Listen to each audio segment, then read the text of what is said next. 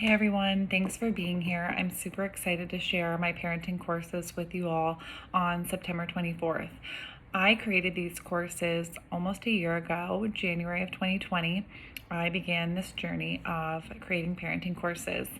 I first started with my foundational course, the Strong Parent Foundation. Then I created Emotions in Parenting and then Behavior Management. I took a hiatus because it was a lot to keep up with being a mom and having a full-time job. But I am going to make them available for you again in hopes that you will be motivated to try them out and use them with you, yourself, and your family. So my Emotions and Parenting course is going to focus on your emotions as a caregiver, as well as how to handle and respond to your child's emotions.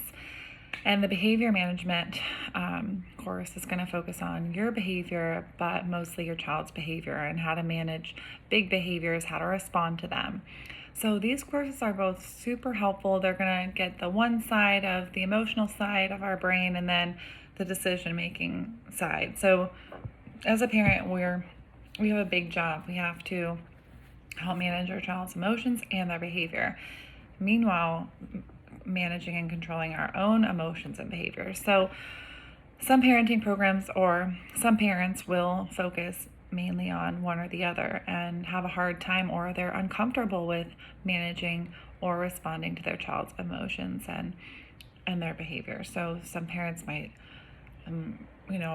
want their child be uncomfortable with their child crying, or some parents might be more uncomfortable when their child acts out. And then there's some parents that are super responsive to their child's needs, or maybe they're overly responsive. They're responding too much. And so their child is whining a lot and seeking their attention a lot. So my programs are really going to teach you how to create emotional boundaries so that your child is not constantly seeking your attention and you're giving yourself a break to, self-regulate your emotions as well. And the behavior management course is really wonderful because it's going to really help your family get organized in kind of like a routine or a schedule so that your child knows what to expect every day and they have something to look forward to at the end of the day or the end of the week, because motivation is a huge factor in our behavior. So when we have something to look forward to, we're probably going to work for it, right? Like when we go to our job, we're working for money. So our children, they want something to work for too. They love tangibles. They love TV. They love to play with us. So these are all examples of things that I teach you in the course on how to motivate your child to behave positively and look for attention in a positive way. So I can't wait to see you in my courses. Please comment below or message me with any questions.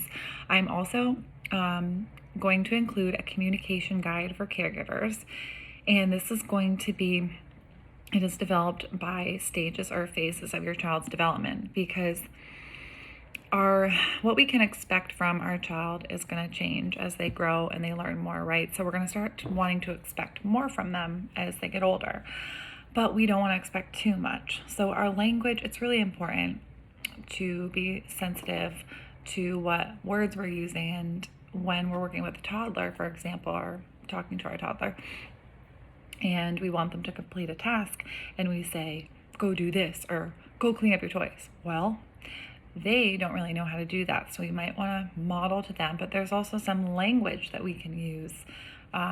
Like, I'll give you one example because I don't want to tell you all the details in the communication guide. But one tip I can give you for your younger children is to try to motivate them for cleanup, and using a statement like, if you clean up your toys, then you can have a snack. Or then, if they do like the bath, then you can take a bath. Not all young kids like a bath. But just one example is using that if-then language. And then there's the next level up is, first I need you to do this, then you can do this.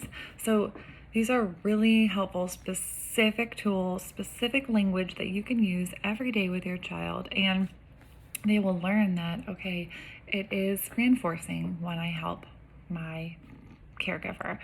I do feel rewarded for working on hard tasks, because when kids get into school, they need motivation. They get so overwhelmed. There's so much to expect from kids sometimes, depending on where they go to school.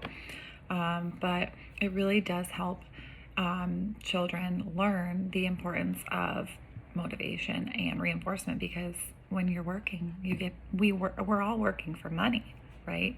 So we want to set our children up for success, that they're working for something, like there is a purpose in their behavior, and we want them to seek our attention positively, which is what I teach you in my course, is how to get your child to seek your attention in a positive way versus a negative way, like hitting or yelling or screaming. So I'm really hoping you're enjoying all my content, and I can't wait to see you in one or both of my courses that will be available this Thursday by sometime that morning on September 24th. So I hope that you will join me in the courses, and I look forward to seeing you there.